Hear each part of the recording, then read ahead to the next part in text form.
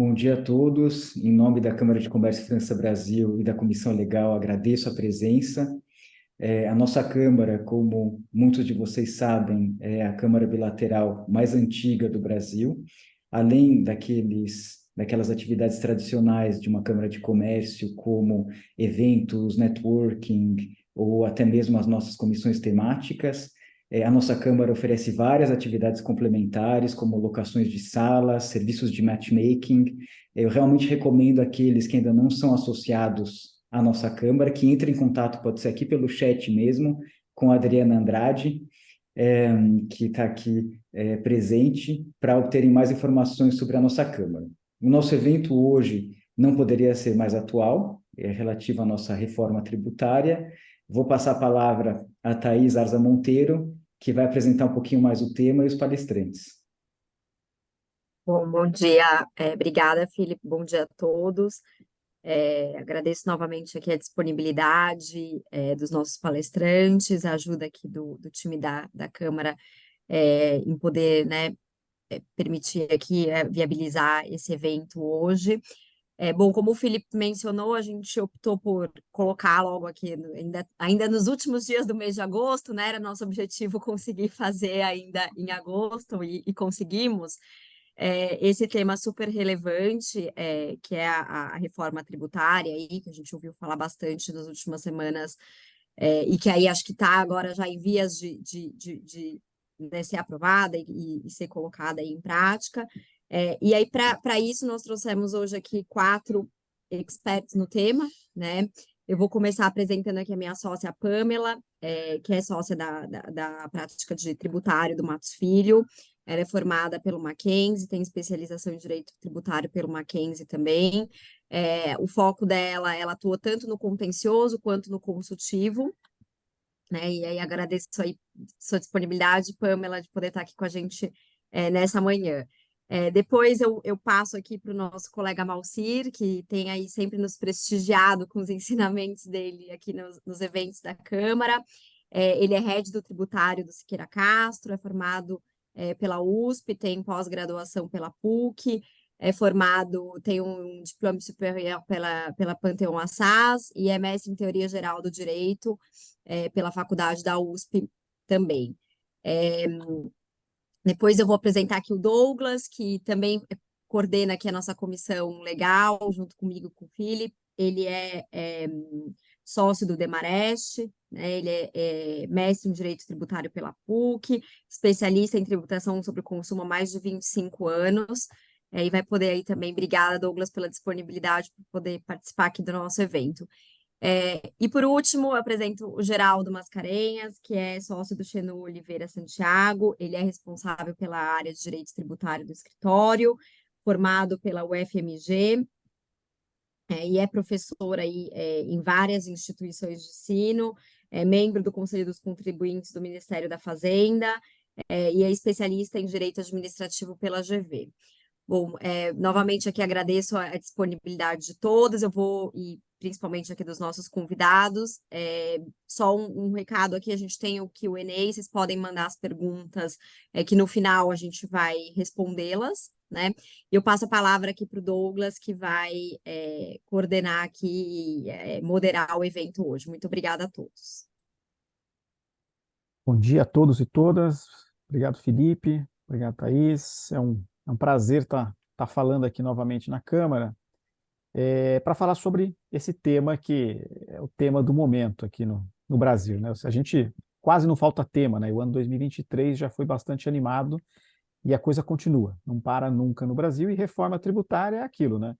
Eu me lembro que eu graduei em 98 e não ia fazer uma pós-graduação porque naquele momento ia sair uma reforma tributária. Bom, se eu tivesse esperado até hoje, eu não teria nem feito absolutamente mais nada. Mas, de todo modo, a gente nunca chegou tão longe numa reforma tributária. Eu acho que o Brasil fala sobre reforma tributária talvez desde a promulgação da Constituição de 88. Por quê? Porque o sistema é complexo, o sistema ele é bastante criador de casos, né, criador de problemas para o pagador de tributo. Nós não estamos falando aqui nessa reforma tributária propriamente sobre reduzir tributos, nós estamos falando aqui de facilitar a vida do pagador de tributo. Então, hoje aqui a gente vai debater um pouco sobre esse tema. Eu vou fazer aqui um breve lembrança daqui do que está acontecendo na reforma tributária, o que envolve a reforma tributária nesse momento, e eu vou aqui mediar aqui o bate-papo aqui com a Pâmela, com o Geraldo, com o Moacir, que vão entrar mais a fundo em determinados pontos aqui que eles mesmos indicaram sobre estes temas, né? Vale lembrar, de início, que nós estamos neste momento, e não é este governo, né? Como eu disse, já há bastante tempo a gente fala sobre reforma tributária. O texto que deu início a esse que nós estamos falando agora, ele foi apresentado no final do governo Michel Temer, passou pelo governo Bolsonaro e agora surge dentro do governo Lula. Nós estamos falando da reforma do consumo, da tributação sobre consumo, e o principal mote é simplificação do próprio sistema. A reforma dos outros tributos, que é a reforma da tributação sobre a renda, virá, segundo se discute, segundo o próprio governo atual, virá logo na sequência da aprovação deste texto relacionado à tributação sobre consumo. A tributação sobre consumo, então, ela inicia a sua discussão no atual formato com a emenda constitucional 45 e também com a emenda constitucional 110.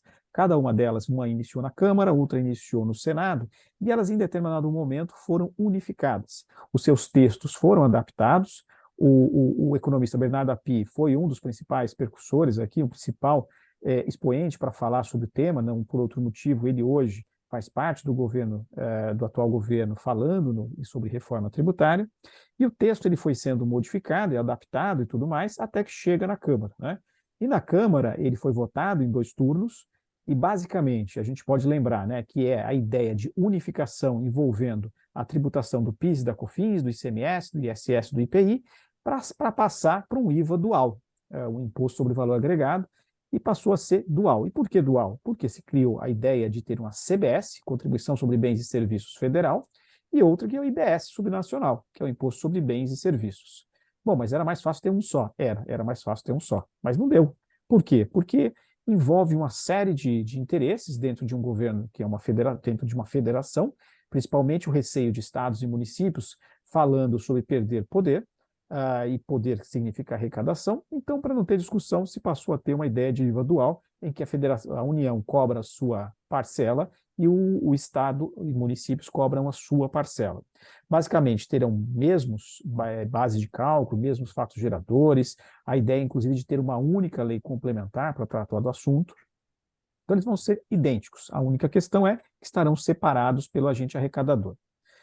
Nesta situação, além da história do CBS e do IBS, também se cogita uma contribuição estadual, em que envolveria, então, a tributação sobre produtos primários e semi-elaborados para custeio de determinada despesa dos estados e municípios. Isso ainda está em discussão, até a gente vai ver aqui que no Senado Federal está mudando um pouco. E, por fim, o imposto seletivo, que seria um imposto federal. A ideia aqui é que esse imposto seletivo ele incida sobre a comercialização e importação de bens e serviços prejudiciais à saúde e ao meio ambiente, e isso tudo nos termos da lei.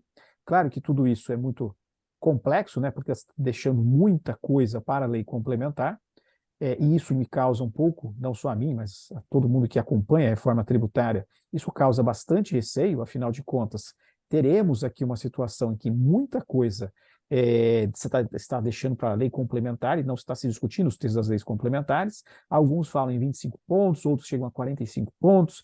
O fato é que muita coisa está deixando para a lei complementar. E o problema nasce nos detalhes, né? Não está propriamente na emenda constitucional, que é o que estamos votando agora. A emenda constitucional ela dá os contornos. Claro que a gente tem que prestar atenção, e isso é muito importante, mas, no entanto, os detalhes estão nas leis complementares. O ideal seria discutir tudo junto, mas não é possível. Não é possível por todas as dificuldades que a gente tem. Bom, seguindo aqui com relação ao texto que foi aprovado na Câmara, o fato é, quando a gente começou com a emenda constitucional 45 e a 110, a ideia era ser o mais restritivo possível, ou seja, tributação única com alíquota única e benefícios fiscais sendo acabados, ou seja, restrição total em benefícios fiscais. A emenda constitucional 45 era mais restritiva, a 110 menos restritiva, mas, de todo modo, a ideia sempre foi ter algo bastante restritivo, ou seja, a ideia é simplificar mesmo, para não termos discussões mais da diferença de um biscoito, um waffle, um chocolate. E aí a gente Essa história até ficou bastante famosa recentemente, mas o fato é, a ideia é ter uma única tributação.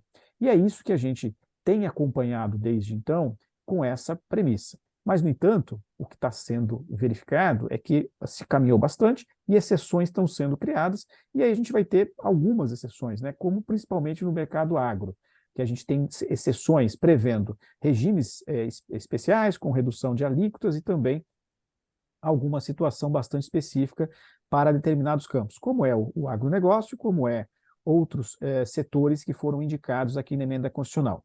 Aprovado em 2 turnos na Câmara, vai para o Senado. E o Senado Federal, a gente já viu que há o inúmero, o Senado, a coisa começa de novo, não do zero, mas começa de novo, e a gente já viu que alguns pontos serão modificados ou serão propostas modificações. Até semana passada nós tínhamos já algo como 53 emendas, e a gente já sabe que já tem mais, e as principais emendas para essas alterações têm relação com limitação das alíquotas de referência. Então, quer dizer, outras tantas aqui que também são de interesse, mas o que chama atenção é limitação da alíquota, né? Um fala em 25%, outro fala em 20%, outros falam, inclusive, de não ter aquela situação da contribuição estadual e tudo mais. De todo modo, a gente tem aqui já um plano de trabalho elaborado pela comissão aqui na Câmara, e tudo indica que a gente teria até, segundo este plano de trabalho, até outubro a gente estaria vendo a votação do relatório final para ir, então, para plenário. Então, com isso, este é o cenário, em poucas palavras e bastante resumido, do que está acontecendo em relação à reforma tributária. E aí, a gente já começa aqui os debates, e eu passo aqui para o Moacir falar um pouco sobre a reforma para a gente. Você está esperançoso, Moacir? Você acha que vai dar tudo certo? Ou vamos ter que esperar mais algum tempo aí para ver resultados? Bom dia a todos e a todas. Parabenizo e agradeço aí a Câmara França Brasil, né, na pessoa do Felipe e da Thaís, pela organização e pelo convite para o evento. De fato, o tema é bastante atual.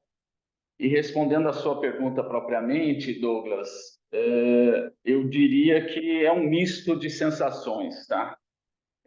Diria que, por um lado, a gente está otimista com uma possibilidade de mudança, por outro, há alguns receios, né, algumas preocupações que todos devemos ter. E já falando sobre isso, cabe a mim, eu quis trazer aqui para a apresentação dois pontos de reflexão, 2 pontos de atenção que, no meu entendimento, são importantes aí para a reforma tributária. Quando ela caminhou, e como você bem disse, né, Douglas, reforma tributária é um tema que já vem aí há décadas, e ela efetivamente diria que caminhou, sobretudo a partir de fevereiro, depois maio, enfim. E só na última semana mesmo, antes do recesso legislativo, é que a gente pôde perceber que, de fato, dessa vez a coisa, pelo menos na Câmara, iria caminhar. E quando se deu isso, a gente percebe, né, que suscitaram 2 tipos de percepção. De um lado, uma certeza de que o nosso sistema, como você bem colocou, é caótico, é complexo, é gerador aí de inúmeras inseguranças jurídicas e que, efetivamente, carece de profundas mudanças. E como até hoje isso não tinha caminhado, então, pelo menos com a aprovação, fica a ideia de que, finalmente, nós teremos uma simplificação da tributação sobre o consumo. De outro lado, há também um justificável receio, e esse dado é importante, de aumento da carga fiscal. Nos debates que fazemos, nas discussões que temos, sejam com clientes, sejam com outros colegas, sempre existe essa dúvida, esse receio. Então, aqui estão 2 principais pontos que eu queria trazer, né? A questão da neutralidade e a questão da simplificação. Neutralidade, bem entendido, é a questão de que a reforma tributária, no nosso entendimento, como você bem colocou, Douglas, ela não pode, é um consenso, né, que a reforma tributária não pode ensejar aumento de tributação. Por um lado, também não se deseja que haja e não pode se prometer que vai haver uma redução da tributação, mas efetivamente, evidentemente, a gente não pode pretender que haja um aumento da carga fiscal para a economia como um todo ou mesmo para alguns setores. E que certeza nós temos que não vai gerar aumento de carga fiscal? Eu diria que muito pouca certeza.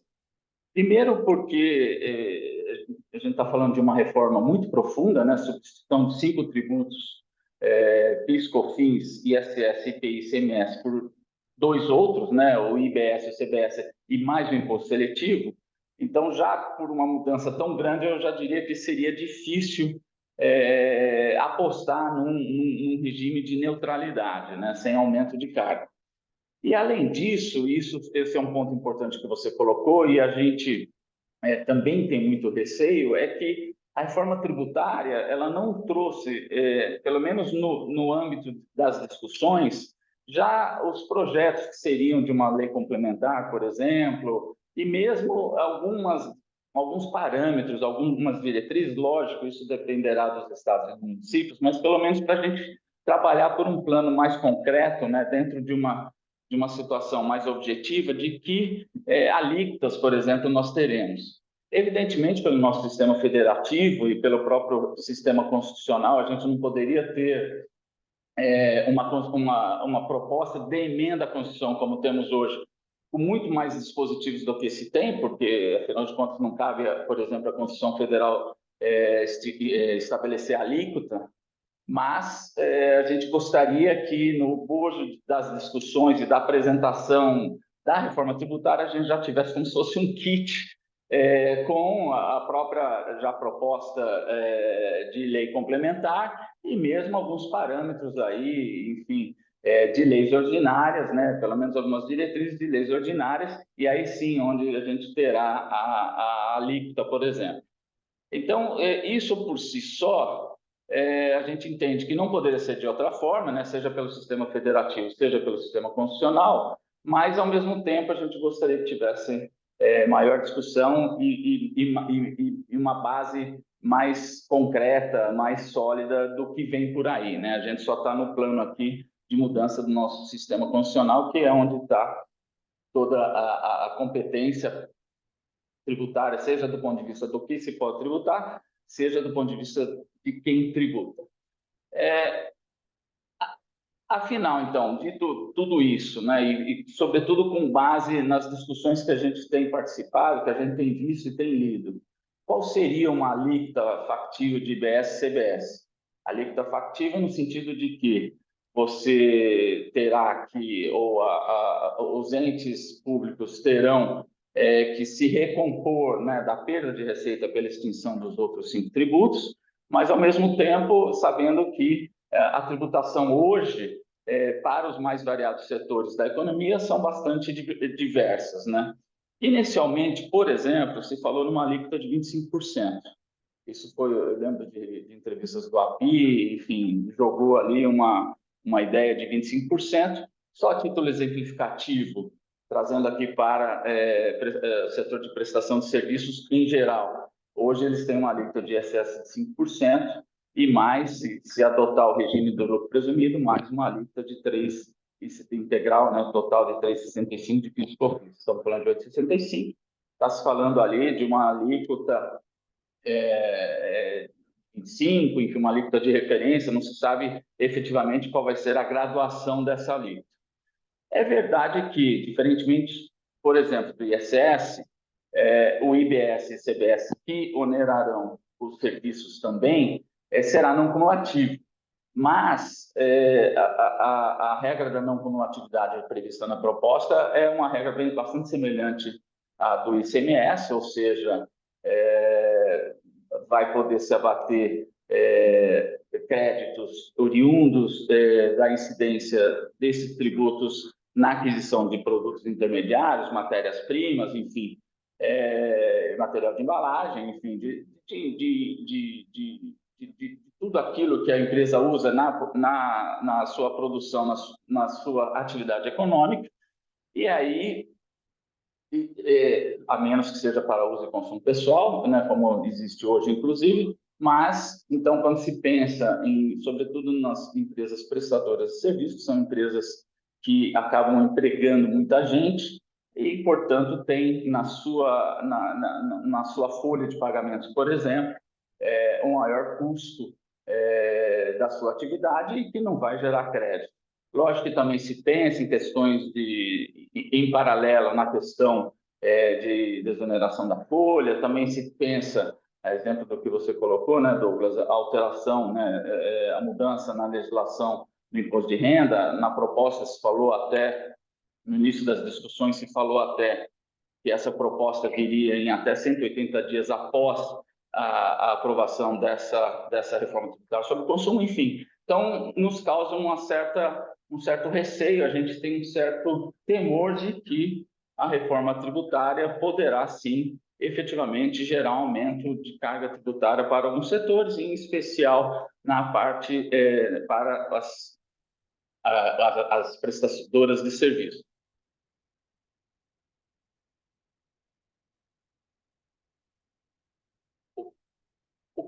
Então, como que a gente poderia evitar isso, no meu entendimento?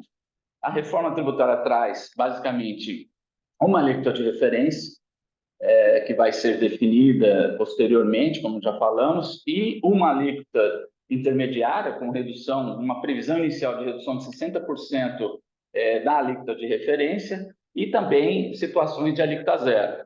Evidentemente, a gente tem aí, vamos dizer, acenos, pelo menos na proposta, tem aí perspectivas muito bacanas para, por exemplo, o agronegócio, enfim, uma atividade bastante importante para a economia nacional, e também, por exemplo, serviços de saúde, aqueles serviços essenciais, né? Então, esse é um ponto positivo, já se prevê de antemão uma redução ali de algumas, da alíquota para algumas atividades. Entretanto, no meu entendimento, a gente poderia ter mais alíquotas. Eu não vejo que você ter um número maior de alíquotas seja necessariamente um ponto contra a propalada simplificação. Eu acho que até poderia ser um caminho, pelo menos transitório, bastante interessante para não gerar impacto fiscal, né, onerosidade excessiva sobre algumas atividades. Só para citar um dado aqui, né, sobre um estudo feito pela Fundação Getúlio Vargas, eu li isso no Valor Econômico, para que não houvesse aumento de carga fiscal, a alíquota de referência, segundo esse levantamento, deveria ser de cerca de 6,96%. Então, vejam, quando se pensa aí numa alíquota só de IBS de 25%, a gente percebe que pode ter aí um impacto maior do que se espera e, evidentemente, isso pode trazer também, inclusive, impacto em índices inflacionários. Outro ponto que eu gostaria de trazer é com relação à simplificação. Aliás, a simplificação é um princípio, que é um mote da reforma tributária, e na proposta já vem, inclusive, como princípio da proposta, né? O parágrafo 3º, a redação sugerida ao parágrafo 3º do artigo 145 da Constituição Federal diz: o sistema tributário nacional deve observar os princípios da simplicidade, da transparência, da justiça tributária e do equilíbrio e da defesa do meio ambiente. Então, simplicidade aí aparece como primeiro princípio.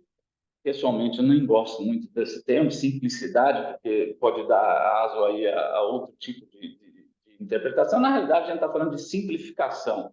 É sabido que o nosso sistema tributário é bastante confuso, traz aí para as empresas uma necessidade de consumo de horas bastante grande para que as empresas possam cumprir as obrigações tributárias. Não estou falando pagar tributo, estou falando obrigações acessórias.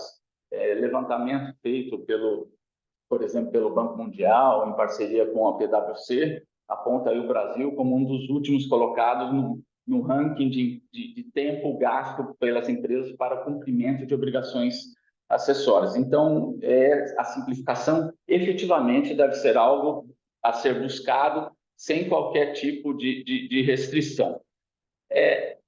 A proposta que está aí, ela traz efetivamente a simplificação? Quando a gente pensa que nós estamos falando da extinção de 5 tributos, né? PIS, COFINS, ICMS, IPI e ISS, para a criação de 3 outros, né, o IBS, o CBS e o imposto seletivo, eu tendo a imaginar que essa simplificação não será não será plena, vamos dizer assim, né? Ainda assim haverá um certo nível de complexidade, talvez de insegurança jurídica. É verdade que, como disse o Douglas, né, pensou-se no IVA dual, né, ou seja, um imposto de competência estadual e municipal, até em razão aí do nosso próprio pacto federativo, nosso sistema federativo, para que não pudesse, para que esses entes tivessem aí carreados as receitas necessárias para para as suas despesas. Mas, em princípio, já é um fator aí que acende pelo menos uma luz. É verdade que no sistema atual a gente tem 4 fatos geradores sobre o consumo, né? Nós temos auferir receita no caso de PIS e COFINS, nós temos comercializar mercadorias no caso do ICMS, nós temos industrializar produtos no caso do IPI e nós temos prestar serviços no caso do ISS. E com o IBS e o CBS, a gente teria um único fato gerador para esses 2 tributos. Mas, na realidade, a simplificação também, no meu ponto de vista, eu acho que ela pode ser comprometida na questão da alíquota. E aí não apenas, né, no receio, antes eu falei do receio de aumento de carga fiscal, né, de uma violação ao princípio da neutralidade, mas aqui, pela própria estrutura prevista para o IBS, por exemplo, eu vejo assim, muita dificuldade ou até complexidade que será implementada aí na instituição desse tributo. Por quê? Porque esse tributo, como se prevê, ele terá uma alíquota de referência geral dos estados, o CBS da União Federal, né, mas o IBS pelos estados, e também terá a alíquota municipal. Ou seja, né, a incidência será na alíquota da somatória dessas duas, daquela instituída pelos estados e pelo município. Só que cada município terá, evidentemente, autonomia para instituir o IBS ou a alíquota, pelo menos, no âmbito de sua competência, nas operações que se realizarem ali no seu território, né? Lembrando que o IBS, a exemplo do CBS, terão como princípio a tributação no destino, então você terá aí os municípios instituindo suas alíquotas. Então, eu não consigo entender, e não é nenhum sarcasmo, nenhuma ironia, mas, sinceramente, eu não consigo entender como que a gente pode falar de uma alíquota única a ser aplicada em todo o território nacional, se você vai ter uma alíquota estadual, até aí, bem, 27 estados, os estados sempre você já tem um foro de discussão ampla entre os estados, hoje no CONFAS, enfim, então não é difícil, sob certo aspecto, se chegar a um consenso, mas com relação a municípios, falando aí de praticamente 6 mil municípios, acho um pouco, não consigo entender como a gente terá um tributo sobre um tributo único para toda a operação realizada em todo o Brasil. Então, esse é um ponto importante que eu trago aqui de atenção, né, na questão da simplificação. E um último ponto, né, o tempo é bastante curto, uma pena, porque as discussões, né, são muito grandes em razão aí do nível de mudança que se propõe, com relação ao imposto seletivo, né? Esse imposto, né, nos termos do que se propõe ali no inciso 8º do artigo 153, ele incidirá sobre produção, comercialização ou importação de bens e serviços prejudiciais à saúde ou ao meio ambiente nos termos da lei. Então, aqui, a gente até pode entender o que pode ser um bem e serviço prejudicial ao meio ambiente, mas a dúvida que me fica aqui que fica para mim aqui, é com relação bens e serviços prejudiciais à saúde. Evidentemente, vários exemplos vêm aí de forma bastante bastante clara, né? A questão do tabagismo, enfim, mesmo bebida alcoólica, mas eu penso aqui do ponto de vista, muitas vezes, a gente vê, né, muito vai e vem nos termos aí da produção científica, ou mesmo da medicina, né, de mudanças de critérios de avaliação, enfim, de classificação de alguns produtos que não eram nocivos, ou depois passam a ser nocivos, ou então produtos que são vilões, depois passam a não ser assim considerados, enfim. Então, eu acho que tem um nível de subjetividade aqui muito grande e que pode ser gerador de conflito ou de insegurança jurídica. E aí vai depender exatamente do apetite da União Federal, né? O imposto seletivo, o imposto de competência da União Federal, vai depender do apetite que vai ter na arrecadação desse tributo. Esse tributo é um tributo extrafiscal, ou seja, a finalidade dele não é carregar recursos para os cofres públicos, mas nortear ou parametrizar políticas públicas, por exemplo, mas como a gente sabe que tem uma sede arrecadatória muito grande, sempre tem da União Federal, então isso aqui, no meu entendimento, há um ponto de atenção, há um cuidado que a gente deve ter.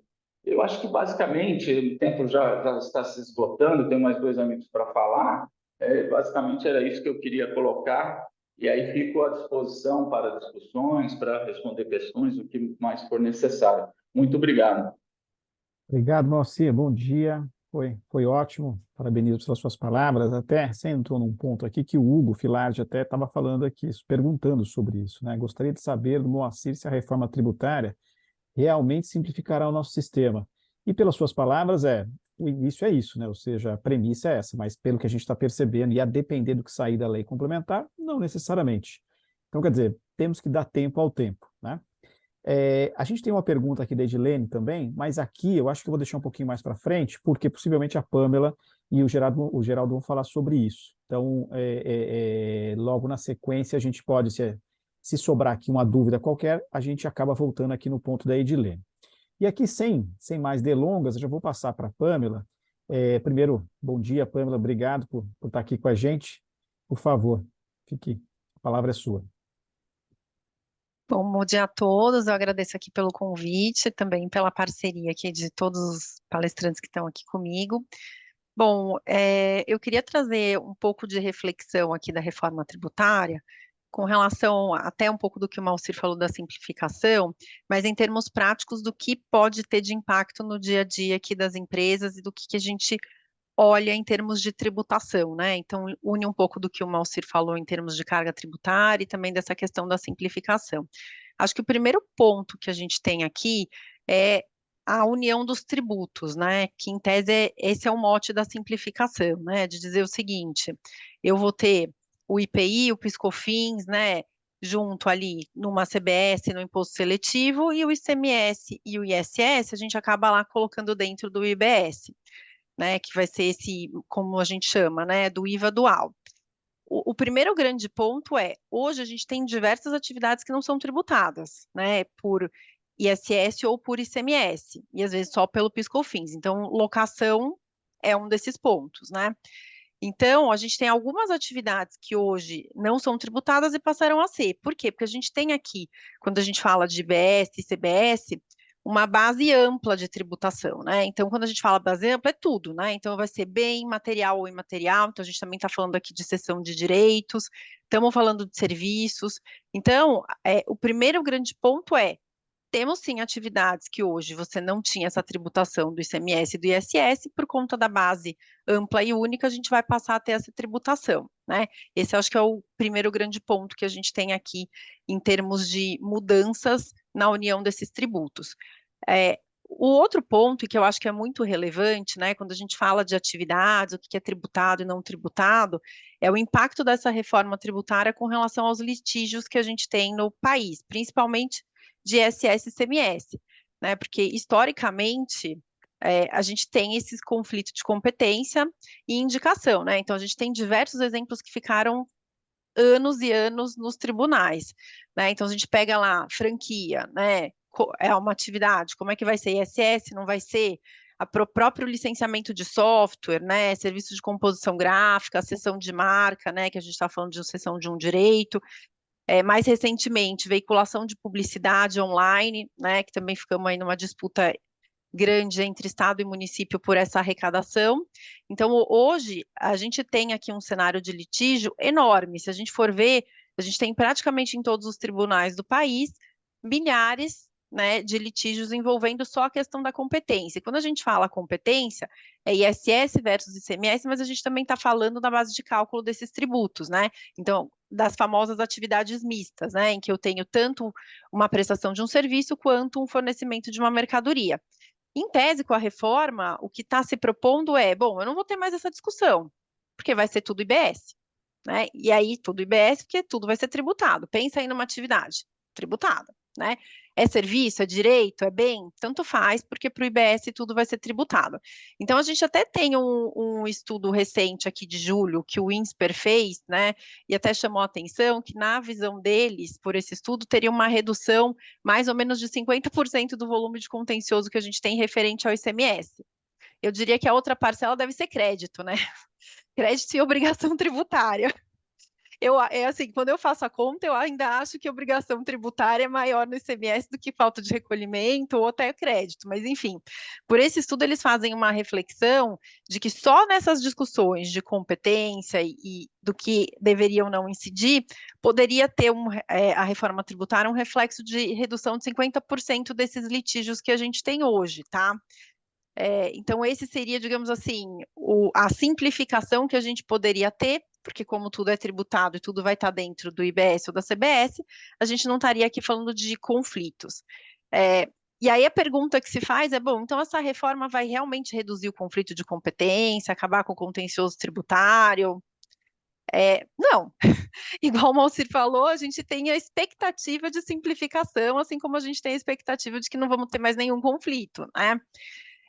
A gente tem alguns pontos da reforma que eu queria passar aqui rapidamente com vocês, que são para reflexão mesmo quando a gente diz aqui de potencial conflito dessa reforma tributária. O primeiro, que o Douglas até citou no início da fala dele, é assim, qual é o risco que a gente tem quando a gente tiver a edição da lei complementar, porque a gente, nesse projeto de reforma, óbvio, sem contar as emendas, né, Douglas, do Senado, que aí a gente já entra ali em uma perspectiva até maior, mas pensando no projeto que foi da Câmara, a gente tem mais de 40 pontos que foram delegados para a lei complementar, né?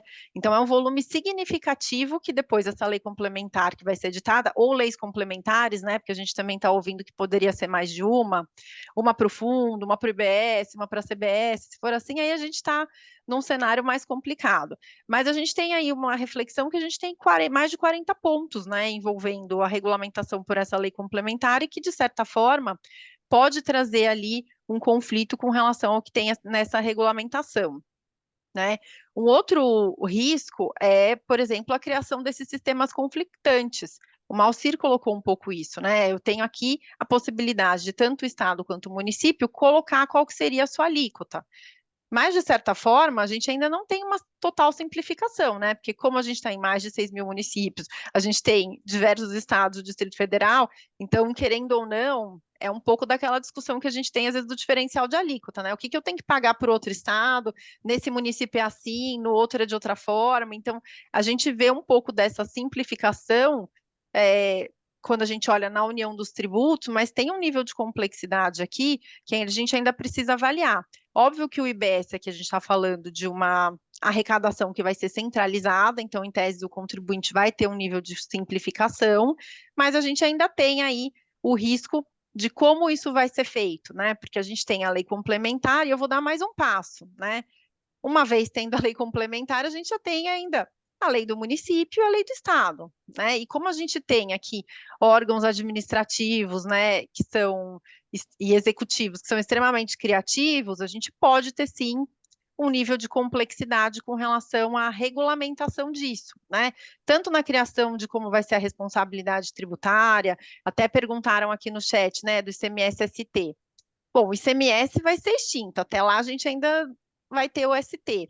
Mas quando a gente diz aqui de responsabilidade tributária, minha resposta é não sei. Isso aí ficou para a lei complementar, e aí quando vier a lei complementar, a gente vai saber se a gente vai ter algum mecanismo que possa ter aí um nível diferente de responsabilidade tributária, né? Então, eu acho que a gente tem aqui alguns elementos, né? E o outro que eu queria só compartilhar com vocês é um pouco da interpretação da legislação tributária, porque hoje a gente tem, né, os órgãos separadinhos, né? Então, a gente tem o órgão que vai avaliar o tributo federal, o tributo estadual, o tributo municipal, né? Com aqueles 1000 tipos de tribunais com regras diferentes, mas ainda assim a gente tem um nível de complexidade em termos de julgamento que a gente deveria avaliar, né? Porque a gente, pela lei e pelo projeto, né, ainda temos aí bastante discussão, mas pelo projeto a gente vai ter uma parte seguindo o decreto que a gente já tem hoje do processo federal, né, que a CBS seguiria isso, mas para o IBS ainda tem uma indefinição e vai ser avaliado como a gente vai ter esse processo administrativo. Então, em termos de litígio, que é o que impacta bastante as empresas, a gente pode também ter um nível de complexidade quando a gente for falar de interpretação dessa legislação tributária, e apesar da gente inicialmente ter o IBS e a CBS como tributos, né, com a base equivalente e tudo que deveria ser equivalente, se eu vou ter tribunais administrativos diferentes, nada impede que a gente vá se distanciando, em certa medida, das interpretações e dos princípios gerais que deveriam balizar ambos os tributos. Então, acho que essa também é uma preocupação, né, em termos de fiscalização, interpretação, como a gente vai ter e dirimir as controvérsias, né, no dia a dia das empresas, e depois, com relação também ao fato de eu ter a possibilidade de ter tribunais diferentes para avaliar essa matéria, né. Então, acho que em conclusão, a gente tem aí um nível de complexidade, né? E aqui, completando a resposta do Malcir, né? Não temos simplificação e temos ainda diversos pontos em abertos na lei complementar que podem nos levar a discussões, tanto do ponto de vista de litígio, né? E com relação também ao que vai ser interpretado como esses princípios gerais que deveriam balizar. Porque hoje está sendo vendido combo, né? IBS, CBS, tudo igual, tributo igual, base igual. A partir do momento que a gente vai fracionando e a gente vai tendo, né, as leis complementares que podem ser separadas, ou mesmo a regulamentação dos estados e municípios, a gente pode ter um distanciamento desses princípios gerais, que é uma preocupação que a gente tem com relação ao nível de complexidade que isso pode gerar, né? Então, eu acho que, em termos de competência, né, de conflito, e mesmo de composição de conflito, né, dos tribunais, a gente vai precisar aguardar aqui a regulamentação da lei complementar, mas são pontos que a gente já tem que ir refletindo e digerindo, né, porque são pontos que a gente vai precisar monitorar. E um último ponto aqui, com relação ao projeto, é com relação aos tratamentos diferenciados e os regimes específicos. Como o Douglas iniciou, né, aqui na conversa, a ideia é que a gente tivesse uma restrição, né? Então, a gente não vai ter mais aquilo que a gente tem no Brasil, que é a famosa guerra fiscal, né? Todo mundo disputando a arrecadação, todo mundo querendo tributar a atividade A e o outro também. Então, é guerra entre município e estado, guerra entre os próprios estados, né? Então, a ideia seria realmente a gente ter uma questão mais restrita. Fato é que a gente já não tem esse cenário, né? A gente já teve algumas exceções que foram abertas no projeto da Câmara, né? Com várias discussões e coisas, inclusive, de última hora na aprovação, né? De uma quinta para sexta. Mas na madrugada, né? A gente acompanhando lá no final do dia as votações. E fato é que hoje a gente tem alguns regimes tributários que são específicos. Então, em termos objetivos, né, a gente tem lá para serviços financeiros, que vai ter alteração de alíquota, serviço de hotelaria, combustíveis e lubrificantes, né, e as operações com administração pública direta e indireta, né, e fundacional, que também vão estar dentro disso. E fora isso, né, que seriam esses regimes diferenciados, a gente também tem a possibilidade de alíquotas reduzidas.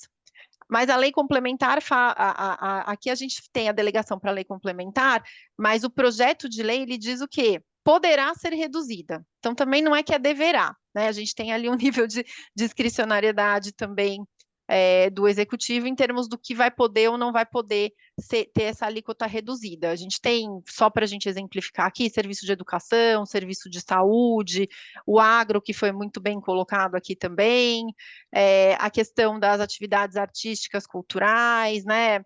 Então, a gente tem alguns setores que já estão dentro dessas alíquotas que podem ser reduzidas em 60%, e depois a gente também tem outras que poderiam até ser reduzidas a 100%, né? E aí a gente está falando aqui de ProUni, medicamentos, né? E aqui entrou também a questão do Pink Tax, porque a gente teve uma redução, a possibilidade da redução de medicamento e cuidado básico e saúde menstrual, que é um ponto que nunca foi colocado, né? Então, é algo que foi bastante discutido e que entrou aqui nesse ponto, né, de possibilidade de redução.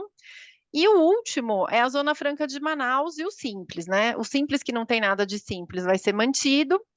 E a Zona Franca de Manaus, a gente teve aqui também a manutenção do que hoje se teria em termos de beneficiamento, né? Hoje a gente já tem uma mega discussão com relação à Zona Franca, né? Porque já ninguém respeita os direitos que a gente teria ali na Zona Franca de Manaus, tanto que temos ali infinidade de litígios com relação a esse tema.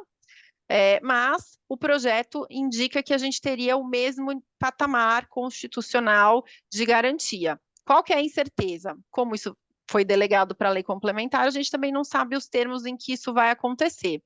Fora isso, a gente não sabe se a gente poderia ter a questão de você ter dois benefícios concomitantes, né? Então, eu tenho da Zona Franca de Manaus, mas, evidentemente, se não tiver ali algum nível de isenção ou não tributação, se eu tiver alíquota reduzida, isso poderia ser ali colocado, e como a gente também fala de desoneração da cadeia, né? Mas a gente não tem ainda a definição do que vai ser isso na lei complementar, então pode ser que algumas das atividades sejam consideradas na Zona Franca ou elas acabem ficando de fora. Então, também é um ponto aqui relevante da gente considerar com relação à Zona Franca. Aqui tem uma pergunta: na Zona Franca vai manter os benefícios fiscais, ICMS? Então, o que tem no projeto aqui da lei complementar é que a gente vai ter a manutenção. Como ele vai ocorrer, a gente não tem esse detalhamento. O único ponto que combina em relação a benefício fiscal em geral é que enquanto não tiver extinto o ICMS, o IPI e o PIS/COFINS, a gente tem a manutenção daqueles benefícios e na proporção das reduções que vão acontecendo, né? Então, a cada período que você vai tendo uma baixa do que vai do ICMS vai para o IBS, você também vai tendo uma redução proporcional desse benefício fiscal até a própria extinção do tributo. Então, em tese, você tem essa manutenção, mas ela vai minguando ao longo do tempo, vamos dizer assim. Então, acho que, para concluir, a gente tem ali bastante ponto para a gente refletir nessa lei complementar que virá. Temos ainda pontos em aberto, principalmente quando a gente fala aqui das emendas, né? Porque a gente ainda tem vários pleitos com relação a benefício fiscal, alíquota diferenciada. Então, temos aqui que monitorar como a gente vai ter essa discussão e quais emendas e exatamente quais vão ser as alterações, né? Se drásticas ou não drásticas, né? Porque se a gente tiver também muitas alterações, isso volta para a Câmara e a gente vai ter lá uma nova discussão, aí da Câmara para o Senado, e ver se a gente tem a evolução ou não do projeto, tá? Mas isso aqui é só para a gente ter uma reflexão em alguns pontos que são bastante relevantes e que impactam no dia a dia. Então, eu devolvo aqui a palavra para o Douglas. Obrigado, Pamela. Excelente exposição, parabéns pelas palavras bem claras e tudo mais. O problema é que nunca é claro é o projeto, né? O projeto a gente acaba... Você fez até uma brincadeira do simples, que não tem nada de simples, né? E a gente acaba criando dificuldades em cima de dificuldades. Bom, mas seguindo aqui, o Arnaud, antes até de passar para o Geraldo, o Arnaud ele coloca aqui uma pergunta sobre, continua sendo um projeto, certo? Quando vai ser sua previsão uma decisão definitiva? O ponto foi aprovado, seguindo aqui o processo legislativo brasileiro para aprovação de emenda constitucional, ele é votado na Câmara em dois turnos, né, já foi, e segue ao Senado. O Senado, chegando lá, ele analisa o projeto, faz ali as suas sugestões, que são as emendas, e vota lá no Senado e tudo mais. Agora, usando aqui o cronograma de trabalho que foi adotado pelo grupo de trabalho no Senado Federal, tudo indica que o relatório final do Senado Federal seria votado no dia 4 de outubro de 2023. Ou seja, seguindo todo o cronograma e tudo aquilo que a gente imagina que está sendo organizado, né, a gente imagina que até o final de 2023 isso estaria aprovado. Mas, Arnaud, ainda é uma situação que a gente não pode cravar muito, porque a gente já teve tantas idas e vindas. Mas, de todo modo, este é o cenário. O grupo de trabalho do Senado Federal está falando aqui em votar o seu relatório, né, não a votação em plenário, no dia 4 de outubro. E aí a votação no plenário deveria acontecer ainda na primeira quinzena de outubro. Mas seguindo aqui para o nosso bate-papo, eu vou passar para o Geraldo, para ele também abordar pontos importantes aqui que ele selecionou. Bom dia, Geraldo. Dia, muito obrigado a todos, obrigado, Douglas, obrigado à CCFB pela essa oportunidade. Pessoal, inclusive em função do horário, a gente tem relativamente pouco tempo agora até concluirmos esse nosso bate-papo. Então, vou falar um pouquinho mais rápido, até para respeitar a agenda de todos, já que faltam agora só 6 minutos às 10. Bom, pessoal, desde o início, o Malci foi muito feliz em dizer que, de fato, não há muito que se acreditar que essa seria uma alteração neutra. Eu concordo com ele integralmente. Acho que seria pueril de qualquer um de nós aqui entender que não haverá, na média, um aumento, talvez até significativo, da carga tributária. E eu tenho um ponto ainda que a gente tem que pensar. Não adianta nós imaginarmos agora essa reforma sem saber o que vai acontecer com a tributação sobre a renda. Nós podemos ter aqui, eventualmente, uma eventual redução ou uma neutralidade quanto a esse ponto, mas temos que entender ainda o que há de vir no que se refere à tributação quanto à renda, tributação de dividendos e lucros e outros pontos que efetivamente podem fazer com que essa neutralidade, que às vezes venha a ser mantida no IVA dual, ou seja, na CBS e na ABS, seja descompensada com as alterações que possam ainda acontecer na tributação sobre a renda. Então, essa análise ainda que nós estamos fazendo aqui, não sei se é uma palavra muito forte, é um tanto quanto especulativa de nossa parte. À medida que falta ainda entender, como muito bem colocou a Pamela, o que vai acontecer na lei complementar, que do meu ponto de vista, na verdade, vai ser um novo CTM, vai ser a legislação, se ela vier, ainda mais se ela vier numa única lei, vai ser uma verdadeira bíblia da tributação, né, no que se refere a consumo, se ela não vier dividida em várias outras leis, mas ainda temos que pensar que lá para frente ainda a gente vai ter surpresas quanto à tributação sobre a renda. E isso vai fazer com que, no conjunto, aí sim, a gente possa entender qual vai ser o efetivo impacto sobre isso.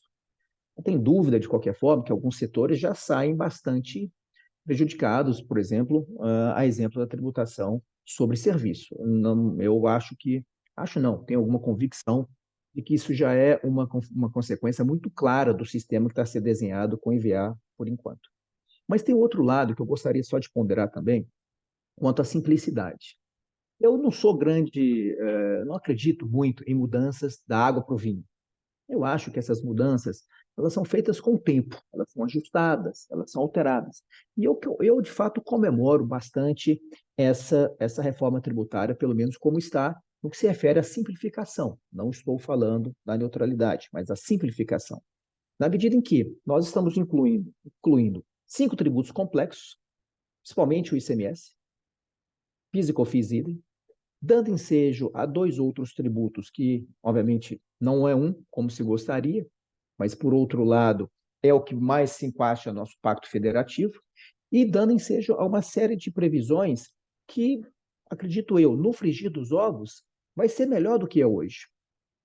E por que vai ser melhor? Porque eu tenho alguma dificuldade de acreditar que tem como piorar o que já é hoje. Eu não sei se o Douglas concorda comigo, mas pior do que já está o nosso sistema fiscal, no que se refere principalmente a ICMS, a Pâmela foi muito feliz ao dizer das questões dos conflitos, da quantidade do contencioso, das autuações fiscais de que todas as empresas são vítimas, multas de 150%, e outras questões, obrigações acessórias. Pensem bem, pessoal, ninguém aqui ainda falou das obrigações acessórias. Nós estamos falando da tributação no que se refere à obrigação principal. Mas pensem bem o nível de simplificação que isso pode trazer no que se refere ao cumprimento das obrigações acessórias, que até a gente ainda não sabe quais serão, mas é pouco provável que sejam tão complexas como as de hoje. Nós temos o ICMS, temos o ISS, temos o PIS/COFINS, temos o IPI. Então, é uma gama. E os riscos decorrentes do cumprimento de obrigações acessórias do país hoje são tremendos. Você deixa de apresentar uma determinada informação, é 1% sobre o valor da operação, 1% sobre o valor do faturamento, né? Então, eu particularmente sou um entusiasta dessa reforma, assim como o Douglas, logo quando entrei na faculdade, em 1991, Douglas, talvez um pouquinho antes de você, já ouvia falar de reforma tributária, né? Lembro disso. Meu querido professor Sacha Camon Navarro Coelho já falava de reforma tributária em 1992, 1991. Então, são questões que, particularmente, acho que vêm para melhorar. Talvez não como tanto nós gostaríamos, mas eu tenho alguma convicção de que alguns anos nós vamos olhar para trás, Mauacir talvez concorde comigo, nós vamos olhar para trás e pensar, puxa vida, como é que a gente fazia aquela época? É igual hoje quando o pessoal fala, como é que a gente vivia sem telefone celular? Nós vamos dizer a mesma coisa. Como é que a gente vivia num sistema tributário tão confuso como aquele? Então, eu acredito, sim, como bom otimista, de que, quanto à simplificação, não estou falando, por enquanto, do peso do sistema, da onerosidade do sistema. Mas talvez, com a simplificação, a gente consiga também ajustar esse ponto, na medida em que nós vamos ter menos despesas com contenciosos, vamos ter menos autuações fiscais, vamos ter menos multas, menos obrigações acessórias e as multas delas decorrentes. Então, isso tudo eu vejo como sendo algo a ser comemorado quanto a isso. A minha grande preocupação é o que vai ser essa lei complementar. Isso sim. Quando a gente tiver acesso a essa lei complementar, eu acho que a gente vai poder dizer, com alguma convicção, se de fato a minha esperança faz algum sentido ou se eu vou queimar minha língua. Acho que de posse dessa legislação, nós vamos ter um exato não digo, mas um bom cenário, bastante avançado do que vai ser o nosso país no futuro quanto à tributação. Sem ela, por enquanto, a gente vai especulando quanto a isso. Outro ponto que eu gostaria só de ressaltar para a conclusão, respeitando, já são 10 horas, é a questão do tributação no destino. Esse é um ponto que a gente também tem que entender como sendo algo que implica no avanço. Ou seja, nós vamos estar tributando no destino de forma que o mercado consumidor seja efetivamente objeto da tributação, o que a gente observa na grande maioria dos países como um todo. Então, esse é um ponto importante que a gente não comentou até o momento, que eu acho que é algo relevante a ser tratado. E, por fim, Douglas, encurtando a minha fala bastante em função do horário, não afeta ao Conselho Federativo, que seria utilizado para tratar do IVA subnacional. Esse Conselho Federativo, talvez ele seja uma boa oportunidade de nós medirmos talvez a maturidade do sistema como um todo no que se refere a esse tributo em específico. Ele vai ser composto por inúmeros representantes. Ali talvez seja um ponto de balanço, de medir tensões, medir interesses como um todo. E se ele de fato for levado dentro dos interesses maiores do país, talvez ele reduza um pouco o justo temor da Pamela de que talvez a simplificação no âmbito do IBS não seja tão grande como nós gostaríamos. Então, eu agradeço a todos novamente pela oportunidade. Encurto bastante a minha participação em função do horário, já que nos comprometemos até às 10 horas. Me coloco à disposição, Douglas e os demais colegas, para qualquer tipo de comentário. Muito obrigado. Excelente, Geraldo. Obrigado pela clareza, das ideias, da exposição. Eu devo dizer que eu já fui mais esperançoso com a reforma, tá, Geraldo? Eu acho que acho que antes da pandemia, inclusive, participei de alguns debates e eu sempre era o cara que falava assim, não, a gente não pode ficar parado, a gente tem que fazer alguma coisa, né? A gente só não pode sair daqui para algo pior. E eu acho que a gente conseguiu ter emendas de qualidade. Eu acho que só o caminho é que está meio tortuoso, mas vamos torcer aqui para que a coisa, ao final, acabe indo bem e a gente consiga ter textos de lei complementar que não compliquem tanto, né? Eu concordo, Douglas. Um breve parêntese, me Claro, permite. claro. Num assunto tão complexo, é difícil um caminho reto. Um assunto com tantas tensões, tantos interesses envolvidos, um pouco esse caminho tortuoso que você chama, de fato é algo, eu não vou dizer natural, mas é algo que se espera, digamos assim, num debate tão grande, tão complexo nesse sentido. Eu acho que ao final desse caminho tortuoso, com o qual eu concordo com você, a gente tende a encontrar um ambiente muito melhor do que o atual. Concordo. Bom, e a gente aqui já quase indo para o fim já. Tem uma pergunta aqui, Geraldo, deixo para você responder, para o do Lucas Ivron. Ele fala o seguinte: qual vai ser o impacto da reforma tributária para o setor metroferroviário para as empresas que prestam serviços para os municípios no setor da mobilidade urbana, operação de ônibus, metrô? O que você acha aqui? Serviço está reclamando muito, né, Geraldo? Exatamente, é o que eu ia dizer. Primeiro, Lucas, creio eu que qualquer coisa que falamos, ainda sobre esse elemento que eu digo de especulação. Mas serviço, em se tratando de serviço, a tendência é um aumento, creio eu, significativo. Eu, particularmente, acho que não só serviço de transporte como um todo, isso existe uma capacidade, uma probabilidade grande de que os aumentos sejam significativos. E por que eu digo isso? Porque, a depender, volto a dizer, da capacidade que você venha a ter de tomada de créditos, lembrando, obviamente, que o tributo vai ser cobrado por fora, o que já é muito positivo. Mas dependendo da capacidade que você tenha de tomada de créditos na prestação do seu serviço, e a Pâmela também falou sobre isso, em contraposição à sua folha de salários, talvez você tenha poucos créditos a serem tomados em face da tributação como um todo. E isso talvez possa implicar num aumento significativo da sua tributação. O que eu vejo alguns clientes fazendo, inclusive alguns do seu segmento, é tentarmos algumas simulações. Por quê? Veja bem, eu não estou muito certo de que essa não cumulatividade vai ser tão ampla como se tem dito por aí. Seria uma cumulatividade ampla. A própria legislação do projeto não dá e seja essa conclusão de forma tão eficaz. Então, se nós tivermos alguma redução dessa possibilidade dessa cumulatividade ampla, e, por outro lado, se eventuais insumos que você venha utilizar não serão tão representativos no seu custo como um todo, a probabilidade de que você tenha um aumento da sua tributação, creio eu, é significativa. Acho que o Moacir levantou a mão e quer fazer um comentário, Douglas.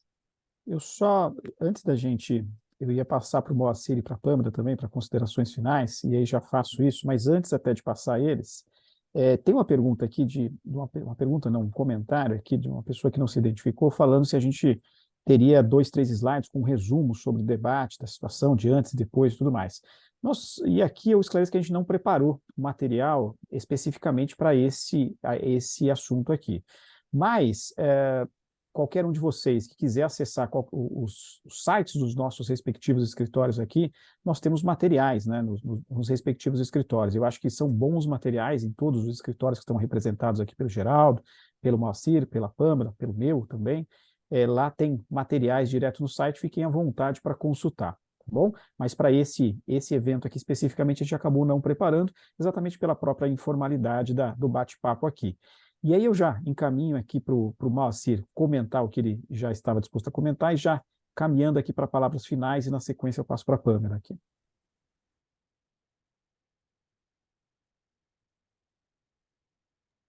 Tá no mudo, Moacir.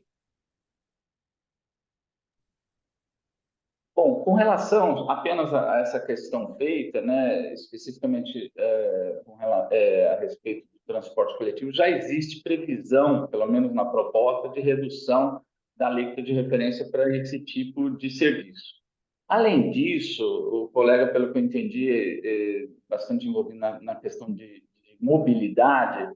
Eu acho que pelos próprios princípios, lógico que a gente está pensando aqui pelo lado do copo meio cheio, né? Com um certo otimismo e que as coisas de fato vão caminhar na forma como a gente acha que deveria, né? Enfim, mas pelos próprios princípios, eu entendo que qualquer atividade ligada à mobilidade urbana, eu acho que tende a ter um tratamento, deveria ter um tratamento fiscal melhor do que outras atividades, vamos dizer, mais poluentes, por exemplo, né?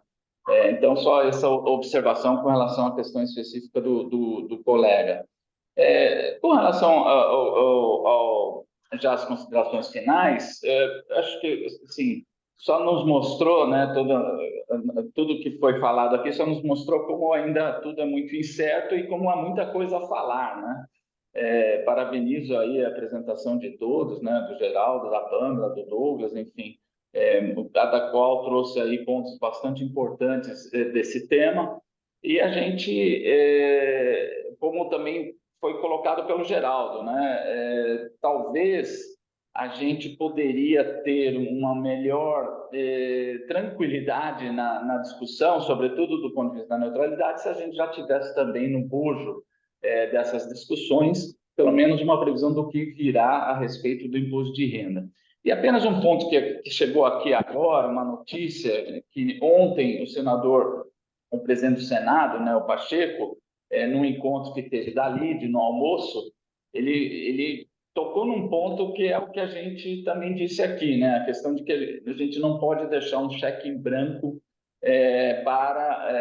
seja para o Congresso, ou seja, sobretudo, para os entes tributantes, sobretudo estados e municípios, né?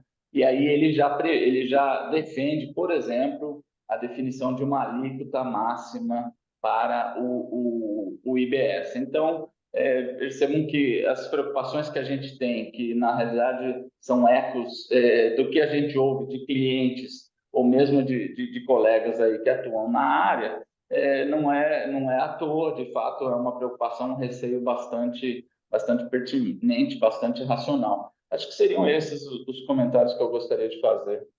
Muito obrigado. Excelente, Moacir. E aí, por fim, passo a palavra para a Pâmela. Pâmela, por favor, palavras finais e já pode ir finalizando aqui o evento.